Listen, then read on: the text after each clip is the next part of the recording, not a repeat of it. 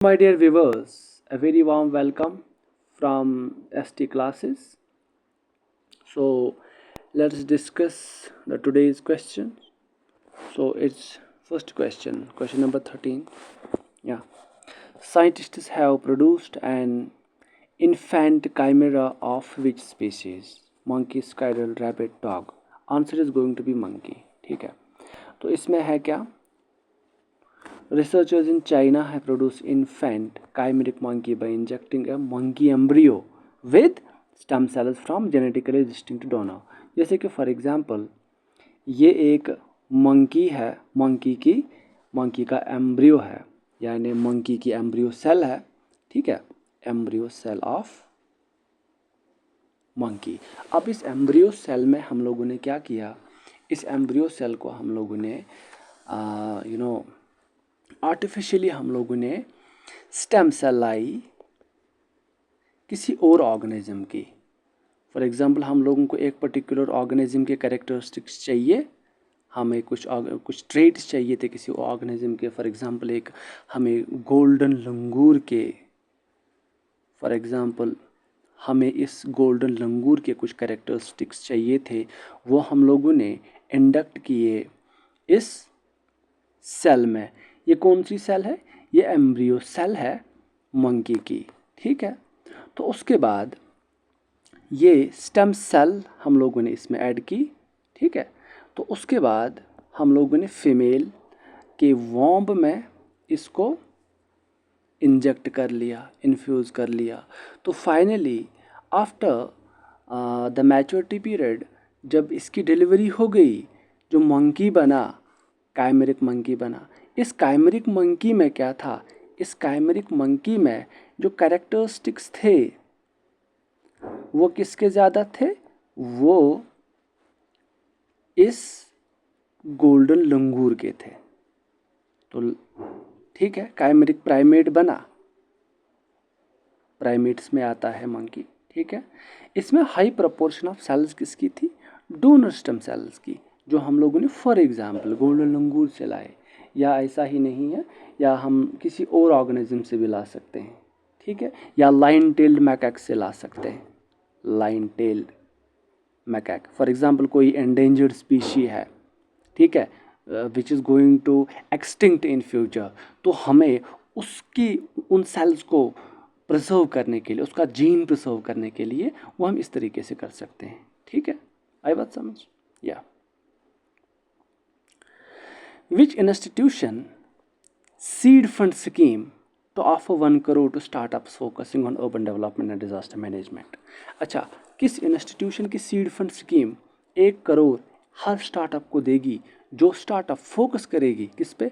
एक urban development के लिए एंड डिजास्टर मैनेजमेंट के लिए, ठीक है। It's in space. अब हम लोगों को ये देखना पड़ेगा व्हाट इज इन स्पेस, ठीक है। इन स्पेस तो देखना पड़ेगा। देखिए ऐसा है कि इन स्पेस सिंपली देखिए, इन स्पेस क्या है? In space is autonomous nodal agency, जो इसरो और प्राइवेट सेक्टर के बीच में एक काइंड ऑफ मीडिएटर का काम करती है, ठीक है। It is a mediator between private sector and ISRO Indian space research organisation. अच्छा, और एक है NSIL, new space India limited, वो कमर्शियल आर्म है किसकी? इसरो की, ठीक है। हाँ, इसरो और बाकी कंपनीज़ के लिए वो काइंड ऑफ फिक्स करती है, बिजनेस फिक्स करती है। जिसको सैटेलाइट्स चाहिए लॉन्च करने होंगे तो हम उसको करा के देंगे, ठीक है। चलिए, वन मोर क्वेश्चन इज,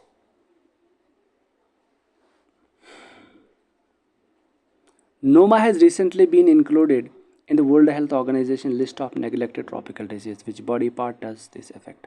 अच्छा, नोमा एक डिजीज़ है, बीमारी है, वो इंक्लूड हुई है रिसेंटली, ठीक है। वो रिसेंटली हुई है इंक्लूड किसमें? Neglected tropical disease.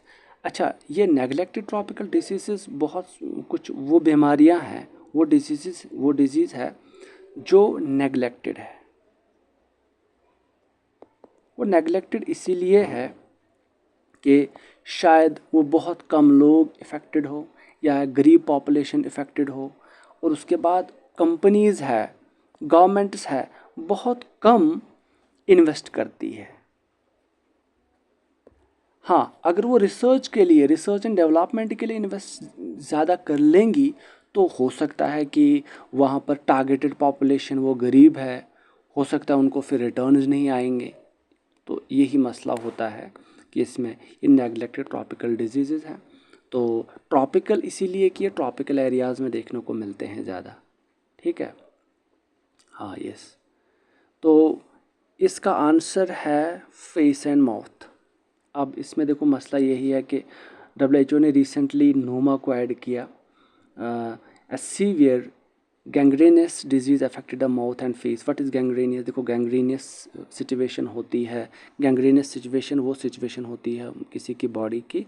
इसमें होता है कि अगर कोई बीमारी है, कोई बॉडी पार्ट है, और इस बॉडी पार्ट में हुआ ये कि एक फॉर एग्ज़ाम्पल कोई इंजरी हुई है या बीमारी लगी हुई है, तो हुआ ये कि इसकी ब्लड सप्लाई फॉर एग्ज़ाम्पल रुक गई। जब इसकी ब्लड सप्लाई रुक गई तो होगा यही है कि ये डिजेनरेट होगा over the period of time. ये बॉडी पार्ट डिजेनरेट होगा। ठीक है, या ये बॉडी पार्ट डिजेनरेट होगा। चलिए, तो इसी कंडीशन को हम गैंग्रेनस कंडीशन कहते हैं। उसके बाद वो डिस्ट्रक्ट ही हो जाता है वो बॉडी पार्ट। तो इसमें भी ऐसी कुछ कंडीशन होती है।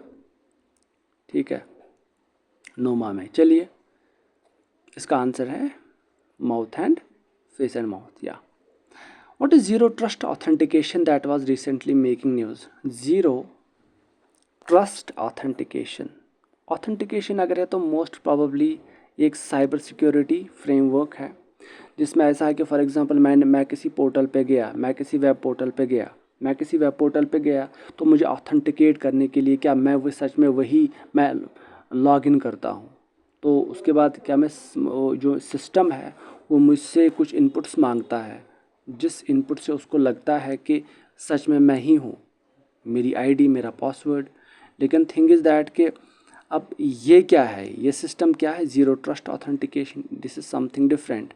To enhance cyber security, government of India has implemented है secure email system for 10,000 users across 17 ministries and departments. तो इसमें है यही कि NIC ने क्या किया, इसमें कुछ 2 फैक्टर ऑथेंटिकेशन इंट्रोड्यूस कर ली। इसमें कुछ बायोमेट्रिक्स के साथ में फेशियल रिकॉग्निशन, जिस तरीके से हम फेस को रिकॉग्नाइज, हमारा डिवाइस अगर फेस रिकॉग्नाइज कर लेगा तभी वो ऑन होगा, अदरवाइज़ वो ऑन नहीं होगा। ठीक है। तो उसी तरीके से बायोमेट्रिक्स, जिस तरीके से हम अपना फिंगरप्रिंट देते हैं, तो उस तरीके से हमें हम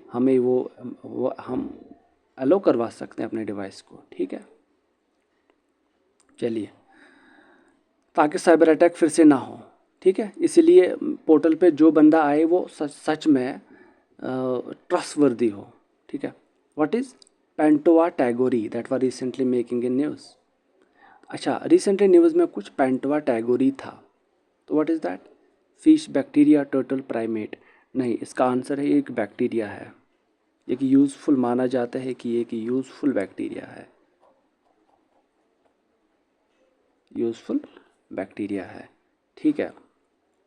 या रिसर्चर फ्रॉम विश्व भारती यूनिवर्सिटी। अच्छा, Vishwa Bharati university is in West Bengal, Shanti Niketan. ठीक है,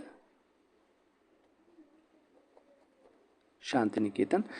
तो इन्होंने डिस्कवर किया कि new plant growth promoter bacteria है, but plant growth promoter, it is going to promote plant growth. ठीक है, विच इसका नाम है पेंटोआ टैगोरी।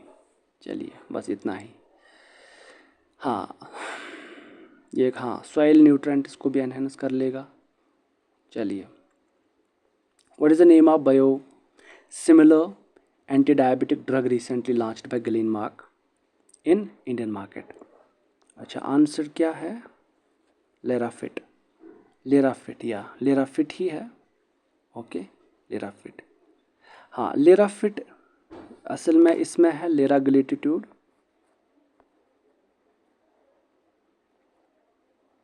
लिराग्लुटाइड, हाँ लिराग्लुटाइड है इसमें। ओके, ग्रीनवा pharmaceutical launched Lirafit biosimilar of popular anti diabetic medicine, इसमें एंटी डायबिटिक है। सो लिराग्लिट्यूड जो है इसमें नाम है इसका लिराफिट, लेकिन है क्या इसमें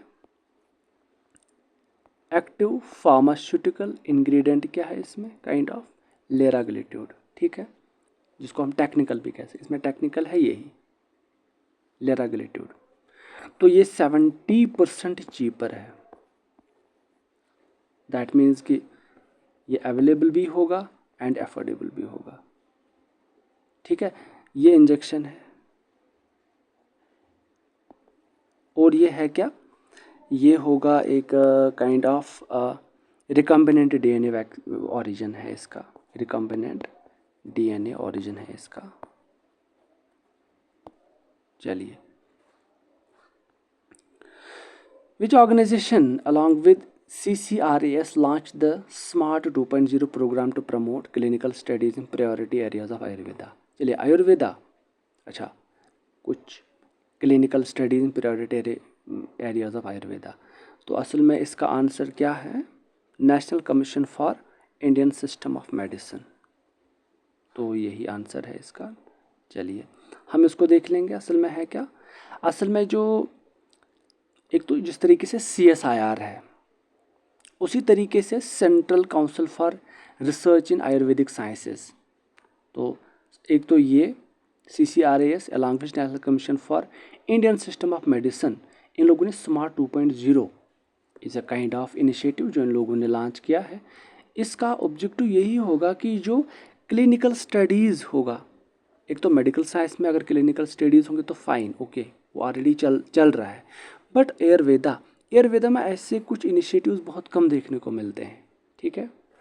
तो ये इन्हीं की कुछ कोलैबोरेशन है विद जो आयुर्वेदिक इंस्टीट्यूशन अक्रॉस इंडिया, एक काइंड ऑफ कोलैबोरेशन है।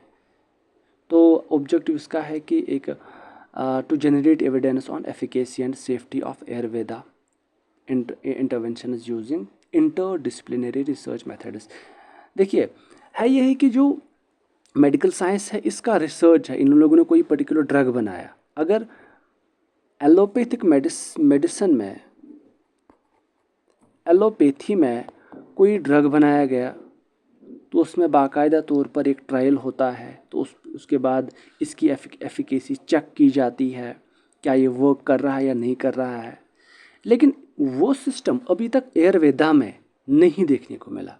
अगर कोई पर्टिकुलर डिजीज़ है किसी को, उसके बाद आयुर्वेदिक मेडिसिन देंगे तो वो सही नहीं होगा, तो उसमें कुछ एफिकेसी चेक कभी हुआ ही नहीं और भरोसेमंद भी नहीं है, ठीक है। इसीलिए अब इसके लिए, ताकि इसकी एफिकेसी चेक हो, एविडेंस हो कि नहीं सच में इस आयुर्वेदिक मेडिसिन में सच में एफिकेसी सच में काम कर रहा है, इसमें ये डिजीज़ क्योर करने में मददगार साबित हो सकता है, ठीक है। तो और सेफ है, सबसे इम्पॉर्टेंट एफिकेसी प्लस सेफ्टी, तो दोनों चीज़ें, ये आयुर्वेदिक मेडिसिन है तो सच में ये काम कर रहा है, तो ये सारे लोग इसकी एविडेंस हो। अब इसीलिए ये स्मार्ट 2.0 इन लोगों ने लॉन्च किया। चलिए, व्हाट इज़ एपनग्लो? एपनग्लो क्या है? What is alpenglow? या alpenglow recently seen in news type of mountain natural phenomena involving illumination of mountain slopes. देखिए, this is going to be answer. एक नेचुरल फिनोमेना है जिसमें कि illumination of mountain slopes by the sun. तो है यही कि देखिए कुछ एक एस्ट्रोनॉट है जिसका नाम है ओहारा, एक एस्ट्रोनॉट है शायद अमेरिकन नासा के एस्ट्रोनॉट है जिसका नाम है O'Hara, Laura O'Hara, on the International Space Station जो लो अर्थ ऑर्बिट पर है। इसने असल में एपनग्लो कैप्चर किया है, कुछ फोटोज इसने वो किया होगा, कैप्चर किया होगा। हिंदू कुश, वारिस हिंदू कुश, हाँ हिंदू कुश। और हिंदू कुश माउंटेन असल में it is a mountain range, तो असल में अफ़गानिस्तान में है, कुछ नॉर्दर्न पाकिस्तान में है, ताजिकिस्तान में है। तो इसने देखा कि ड्यूरिंग सनराइज एंड सनसेट ये ग्लो हो रहा है, आप देख लीजिए यहाँ पर नाम है इसका एल्पिन ग्लो। एल्पिन ग्लो, एल्पिन बोले तो यहाँ से अल्पाइन, अल्पाइन से आप इसको रिलेट कर सकते हैं। अल्पाइन, अल्पाइन वो बड़ा बड़ा बड़े माउंटेन्स। तो ग्लो, ग्लो बोले तो ये ग्लो हो रहा है, चमक रहा है, चमकीला हो रहा है, ठीक है। हाँ चलिए ठीक है। तो उसने देखा कि वहाँ से उसने देखा कि ये हिंदू कुछ चमक रहा है। तो डान और डस्क के टाइम पर, सनराइज और सनसेट के टाइम पर ये चमक रहा है, ठीक है। तो कास्टिंग रोजी रेडिश और orange huge on mountain slope, बड़ा खूबसूरत सुंदर लग रहा होगा। तो इस तरीके से ने फिर देखा कि कुछ वो ग्लोव फिर वेरी भी हो जाते हैं ड्यू टू एटमॉस्फेरिक कंडीशंस, ठीक है। तो सन की लोकेशन हो तो वाइब्रेंसी डिपेंड करती है सन की लोकेशन पर, लाइट का एंगल, क्लाउड्स वगैरह, ह्यूमिडिटी, पार्टिकुलेट मैटर अगर होगा तो उससे भी ये इसकी वाइब्रेंसी कम ज़्यादा होगी, चेंज हो जाएगी, ठीक है। चलिए, what is the name of satellite recent launched by NASA to survey oceans and atmosphere. अच्छा, उस सैटेलाइट का नाम बताना है जो नासा ने ओशन या एटमॉस्फेयर को सर्वे करने के लिए लॉन्च कर लिया, ठीक है। नाम है इसका पेस, नाम है इसका पेस। चलिए, पेस है, हाँ। नासा और स्पेस एक्स, जो एलन मस्क की कंपनी है स्पेस एक्स, दोनों की कोलैबोरेशन है। तो असल में इसकी फुल फॉर्म है प्लैंकटन। यू ऑलरेडी नो, जू प्लैंकटन, फाइटो प्लैंकटन, छोटे छोटे प्लांट्स एंड एनिमल्स है वगैरह। साथ में एरोसॉल है। एरोसॉल इज़ व्हाट, ये छोटे छोटे पार्टिकल्स है सस्पेंडेड इन एटमॉस्फेयर। ये छोटे छोटे पार्टिकल्स है which are suspended in atmosphere, ठीक है। सबसे पहले, and they are barely visible to human eye, और इनका इम्पैक्ट, अच्छा खासा इम्पैक्ट होता है on climate change, climate, health and ecology, weather, ठीक है। यस, चलिए, thank you, that was all for today, will meet tomorrow, thank you.